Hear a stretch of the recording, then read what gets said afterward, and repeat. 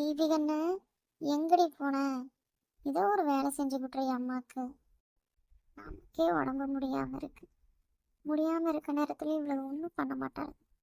நம்ம சரசாக்கா வீட்டில் மருமக எல்லாம் வேலை செய்கிறாங்க. லல்லி, லல்லி, என்னடியாச்சு உனக்கு? காலையிலேருந்து சரசக்கா வீட்டுக்கு வரவே இல்லை.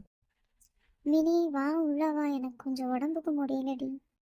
சரி சரி, இரு வரேன். ஏன் லல்லி, என்னாச்சு உனக்கு? இவ்வளவு ஒரு வேலையை செஞ்சு தர மாட்டேங்கிறானுங்களே. மழை வேற வந்துச்சா, மழை தண்ணியில் நினைஞ்சு சளி பிடிச்சிருச்சு. உடம்புக்கு சரியில்லை, எதுவும் சமைக்கவும் இல்லை. அந்த மனுஷன் வேற வேலையிலேருந்து வந்துடுவாரு. என்ன பண்ணுறதுனே தெரியலடி. நீ கவலைப்படாத லல்லி, நான் என் வீட்டில் இருந்து உனக்கு சாப்பாடு கொண்டு வந்து தரேன். சரிடி. லலி, என்னமாச்சு உனக்கு? காலையிலேருந்து உடம்புக்கு முடியலக்கா. சரிடி, உட்காரு.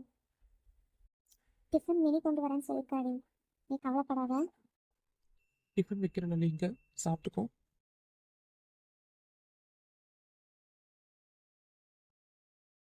சரிக்கா. சரி, அப்போ நாங்கள் கிளம்புறோம். உடம்பு பார்த்துக்கோ லலிக்கண்ணு. அம்மா, சாப்பாடு ரெடியா? சாப்பாடு ரெடியான்னு மட்டும் கேட்க தெரியுது, இவ்வளோ நேரம் கத்திட்டு இருந்த காது கேட்கலையா? சாரி மம்மி, டிவி பார்த்துட்டு இருந்தேன். சரி சரி, போட்டு சாப்பிடு. மினி அத்தையும் சரஸ்வதியும் இப்போதான் வந்து சாப்பாடு கொடுத்துட்டு போனாங்க. சாப்பிட போட்டு. சரிங்கம்மா. மினினாலையும் சரசக்கானாலையும் இன்னைக்கு ஏதோ எனக்கு பரவாயில்ல.